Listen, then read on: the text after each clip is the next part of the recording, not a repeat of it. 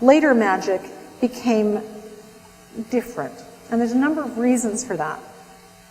The 16th century was actually a bad century for the climate, that it got colder and colder as the century went on. And in fact, the worst harvests of the century, the 7 worst harvests of the century, all happened in the 1590s. That the world was going into what gets called a little ice age. So that crops were failing. When they didn't fail, they weren't producing as much food. And yet the population had been going up.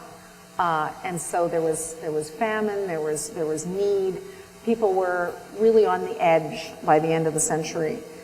We also see at the same time a changing attitude towards women, that women were increasingly being seen as dangerous, that they would try and entice you to do all sorts of bad things. The biggest one is have sex.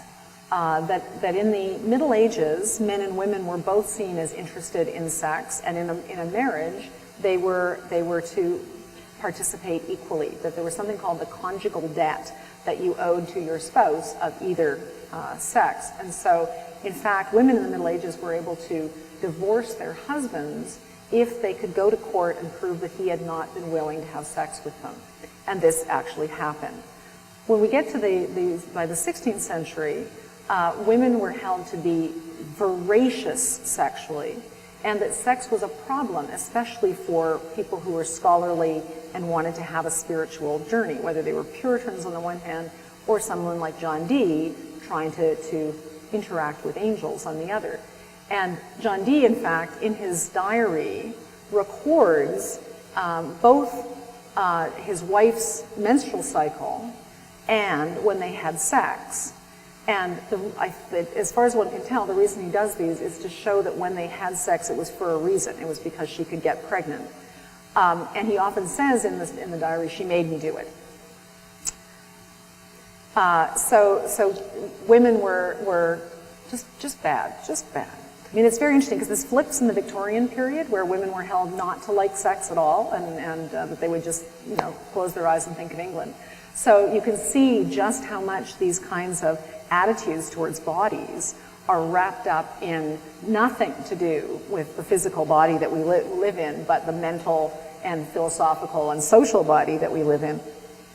So with this attitude, so nature is changing and attitudes towards nature are changing. That is, that we need to exploit nature in ways that we hadn't before. Attitudes towards women are changing.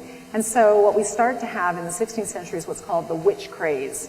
That is, that there is a series of terrible incidents through Germany, England, and the New World in Boston, Massachusetts, where a number of women and some men are accused of witchcraft and are killed in various ways. So depending on the law of the land, they're burned, they're drowned, they're hanged, and there becomes a kind of craze where they, under torture, of course, start accusing each other.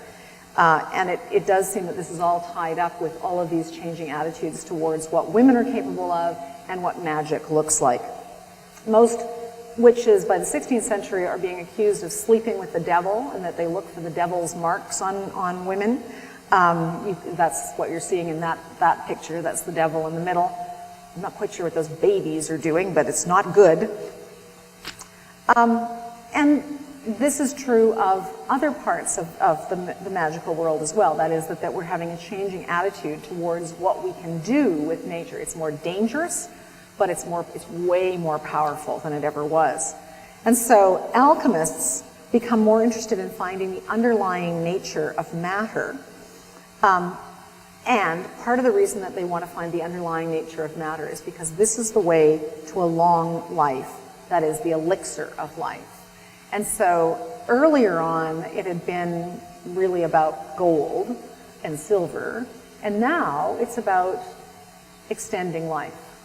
And so matter theory is underlying it, but we're made of matter too in that way.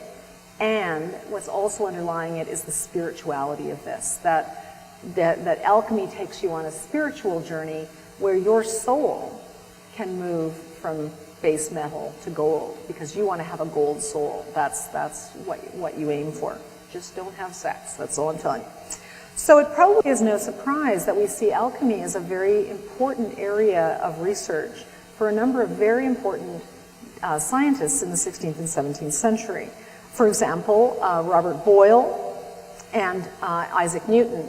That it's relatively unknown that, although not so much today, that Isaac Newton was interested in alchemy.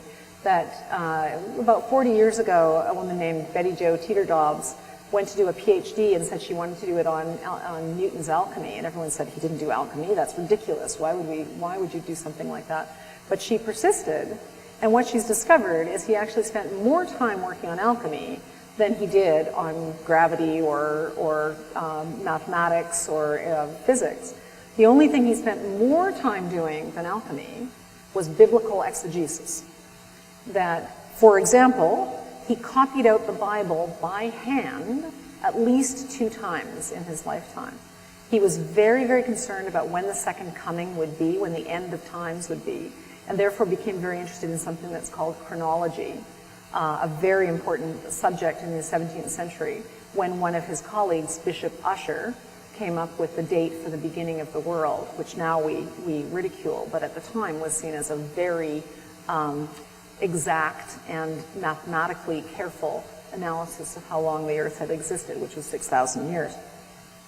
So it gives us a kind of different picture of Newton, the rationalist, when we realize that what he was really interested in, I mean, he may say, I don't make hypotheses, but what he was really interested in is what was underlying nature. How was his connection to that spiritual world happen?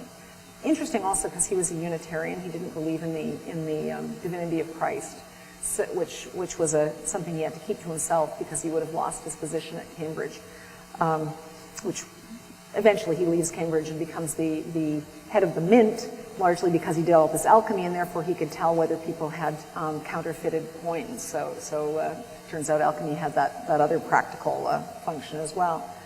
Oh, there he is. Isn't he handsome? Francis Bacon was actually is also a contemporary, and he was actually concerned about alchemy. So in many of his works, he was critical of alchemy, in part because it was secretive. And for Bacon, the most important thing that we needed to do in science was to lay bare our knowledge of it and to share that knowledge in certain ways. But he believed that we should have control over nature and understand its inner workings. His most famous aphorism is knowledge is power. And he really did believe that once we understand how nature works, we can bend it to our will. That if we do experiments on nature, we twist the lion's tail and the lion roars, and then we see what's going on. It's probably not a coincidence that Francis Bacon under James I in the 17th century was responsible for the oversight of torture for heretics and traitors. And the reason that he felt torture was important is because under duress, people must tell the truth. And likewise, in an experiment on nature, under duress, it must tell the truth. That's important to know because when we think about torture today, we can't imagine any reason in which, any place in which it could have a rational context, because we would now believe that people will say anything for torture to stop. But in this early modern period, they believed that people would tell the truth. So at least there was some kind of philosophical background to it, even though we would, of course, want to see that as bogus now. There's one final thing that I'll say before I wrap up here, which is that there is, of course, another source of the elixir of life in this period, and that is the New World, the fountain of youth, El Dorado. Many explorers sought their fortune and their immortality in 2 ways, both in fame but also actual immortality, because by finding the fabled city of gold, El Dorado, and with it the fountain of youth, which would somehow preserve life. There were rumors about it from the time that the first conquistadores came to New Spain, to Mexico.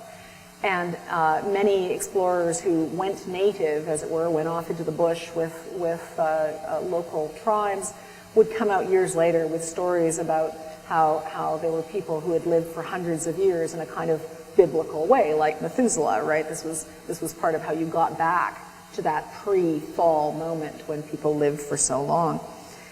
We certainly see, did I put his name down? No, I didn't. That we certainly see Sir Walter Raleigh as embarked on this. He staked his fortune with finding El Dorado and the Fountain of Youth.